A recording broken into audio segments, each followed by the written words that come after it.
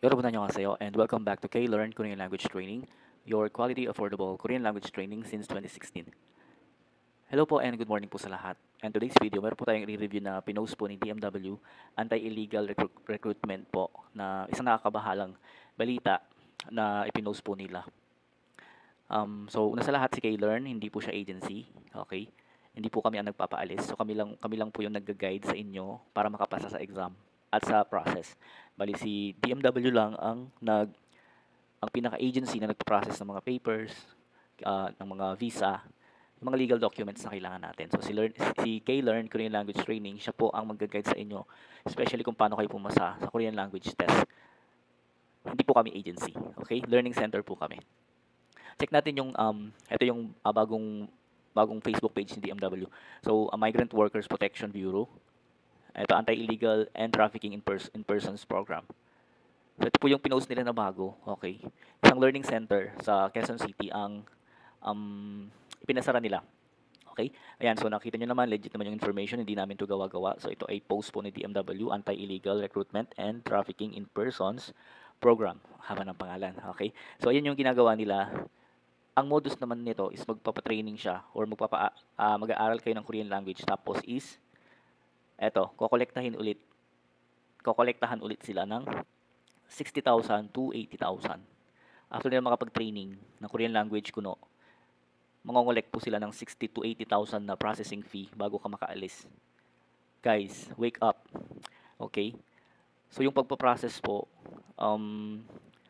sa Korea, pag kailangan mo mag-exam muna, kaya ka mag-aaral kasi mag-exam ka. Kaya merong learning center para matuto ka, kaya nga learning center, 'di ba? So ang kukuhanin mo sa learning center is yung matuto ka ng Korean language at makapasa ka sa exam. Pero hindi siya yung magpapaalis sa'yo. Wake up, ang gaganda ng mga ads nila, ang gaganda ng mga ano nila, di ba? Tapos ganito pala yung ginagawa. So, eto, after mo mag-aral, 8.5, sobrang mahal. Tapos, kokolektahan ka daw ng processing fee. So, ako mismo galing ng South Korea with EPS topic process, with DMW. So, wala pong placement fee. So, pagpunta sa South Korea, ang kailangan mo lang is makapasa ka sa exam. And then, after that, after mo pumasa sa exam, skill test o sa buong process, meron silang tinatawag na website ni Korea kung saan doon mo makikita ang pinaka immigration process mo. So ipapakita ko siya sa inyo. Okay, so doon muna tayo sa nag-aral ka, okay? Mapa self-study or learning center. Tapos pumasa ka. Kailangan mong pumasa para makaalis ka. Kung di ka pumasa, kung di kayo nag-exam at hindi kayo pumasa, hindi kayo makakapunta ng South Korea. Ganun lang siya kasimple. Kung di ka pumasa sa exam, hindi ka nag-exam sa DMW or sa POEA, hindi ka makakaalis or magduda ka na sa learning center mo. So, kailangan mo makapasa sa Korean language test na ginaganap sa DMW mismo. After that, after mo pumasa sa exam, mag-skill test ka. Pumasa ka sa skill test, medical. Okay. And then, pupunta na tayo dun sa website. Kung dun dito mo makikita sa website na to, kung talagang legit, pasado ka talaga. Hindi lang yung training center magsasabi sa'yo, oh, pumasa ka na. Waiting ka na sa tawag, magbigay ka na ng processing fee. Hindi siya ganun. Okay. Merong website kung saan mo makikita kung legit talaga na pumasa ka. So, i-check natin siya ngayon, okay?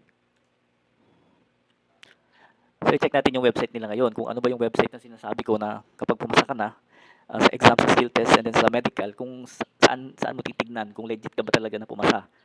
Guys, please, wake up. Easy lang yung process ng pagkukorea, basta walang placement fee.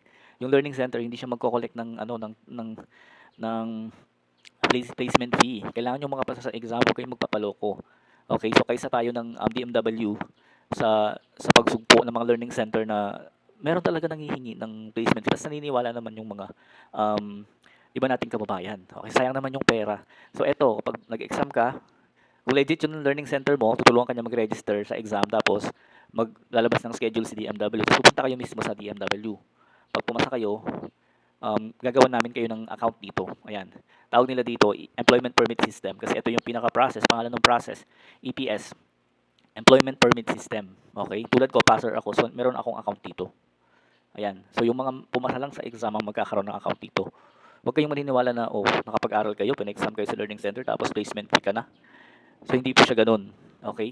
So pag pumasa na tayo sa lahat, gagawin namin kayo ng account dito sa EPS topic system. Tapos dito mo makikita yung pinaka-process. Immigration process. Ayan, kung kailan ka pumasa. Ayan. Kailan ka pumasa sa exam, kailan ka nagpasa ng requirements. dito sa job seeker roster forwarding date, and then dito sa job seeker roster approval date. Dito na-approve yung mga requirements na sinend sa DMW, na sinend naman ni DMW sa HRD Korea. So pagkatama lahat yung mga requirements, just number 4, job search process or progress. Pwede ka na magkaroon ng employer, ayan.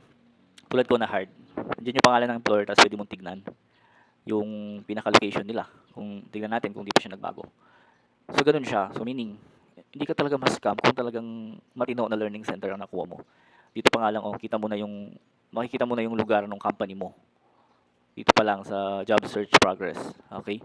So hindi ka ma-scam kung talagang tamang learning center ang napuntahan mo. So mag-ingat kayo sa pagpili ng learning center kasi um, baka ma-scam kayo. 80,000 to 60,000 ang hihingin sa inyo. So dito mo rin hihintayin kung kailan ka magkaroon ng visa. O kailan na-transfer yung kontrata mo sa DMW. Kailan ka nagpirma. Kailan ka aalis, nandito po siya. Lahat. Hanggang sa work assignment date. Hanggang sa nasa Korea ka na. So again, wag po tayo magpapaloko mga kababayan. So pag gusto nyo mag-apply sa South Korea, mag-aral ka, pili ka ng magandang learning center. Tapos, pag nangihingi ng placement fee, out ka na. Kasi hindi na nga kailangan ng placement fee. Kasi nga, dinid mo munang mag-exam. Pumasa sa exam, sa skill test, sa medical. And then, eto, sa EPS account. Kailangan meron kang EPS account para makita mo talaga na legit kang pumasa. Andito siya. Andito lahat ng process. So, itong website na to, hindi ko siya gawa-gawa. So, website ito ng HRD Korea. So, eps.co.kr. Yun po. Sana itong video na to maging wake-up call sa mga masyadong excited mag-aral ng South Korea, ng Korean language. Tapos, kung saan-saan na lang mag-enroll. Basta, tayo pa ng mga Pilipino, lagi tayong nagmamadali maging successful.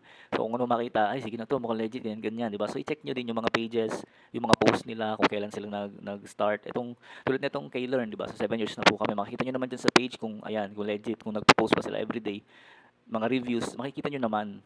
Kaya yung ginagawa namin dito pag may pumasa, tulad nito, nakapunta na siya ng South Korea, nag-message siya sa akin. Pwede mo siyang i-message kung talagang totoo ba na nakaalis ba talaga siya. Di ba? O hiningan ba namin ng placement fee? Dito mo makikita sa page, ito, passer siya. Pwede mong itanong, din yung mga pangalan nila, pwede nyo silang i-chat. Para makita nyo naman, na sigurado yung papasukan nyo. Kasi kayo din yung mabibitin, di ba? Or kayo rin yung ma-scam. So, in demand po kasi yung South Korea ngayon, kaya maraming mga nagsasamantala. Meron nga, yung iba, mga Koreano pa talaga yung nag-aano nila, di ba? So, napaka-in demand po ni South Korea, kaya ingat po tayo mga kababayan sa mga nakikita natin, o papasukan natin ng learning center, i-check natin siya. I-check natin kasi tulad nito, di ba? Learning center ang front niya, pero nangingi siya ng placement fee. Tapos di man sila nakakaalis. At ang dami pa nilang na-scam. Nakita ko sa comment section, ang dami pa nilang na scam, di ba? Imagine, hindi man lang din sila na ano. Pero syempre, dahil nga gusto natin makaalis ka agad, kaya yung iba nating kababayan na-scam talaga sila. Kasi nga, yun, yung mga mabuwakang pananalita, ganun. So, ayun, patay. Di ba? Andiyan yung mga number ni DMW pag meron kayong, basta merong learning center na hinihingan kayo ng placement fee. Okay? I-report nyo siya kaagad dito. Kasi yung learning center, magtuturo talaga yan ng Korean language. Yun yung pinaka-task ni learning center. Magtuturo ng Korean language, tuturuan ka paano makapasa, paano mag-register, yung ganun. Pero pagdating sa mga placement fee, yung mga processing ng mga visa, hindi po kami ang nagagawa niyan. Tanging si DMW lang. At ang may provide namin sa inyo kung kailan ka pupunta doon, kailan ka pipirma ng kontrata. At dito nga natin makikita yung mga yun. Diba? At saka sa mga post ni DMW. So mag-ingat po tayo mga kababayan, maging vigilant po tayo sa mga learning center na gano'n tulad noon na nanghihingi ng placement fee. Okay? Simple lang yung process, mag-aaral ka kasi kailangan mo makapasa. And then, mag-exam ka. Pag pumasa ka sa exam, skill test, dito ka na. So kami, i-guide namin kayo throughout the process. Pag nag-aral ka dito, yung buong process, i-guide ka namin. Pero hindi kami ang magpapaalis sa'yo o magpaprocess sa'yo ng mga papers. Tutulungan ka lang namin sa mga process. Again, K-Learn Korean Language Training is not an agency. Learning center po kami. Okay? So yung iba, basta madami pong mga polos. So, eto 7 years na ako sa ganito. Ingat po tayo kasi sayang naman yung pinaghirapan natin o hihiramin pa natin yun. So, babala na rin sa mga learning center na nagaganto. Itigil nyo kasi madadamay naman yung ibang mga learning center na tama yung ginagawa. Di ba?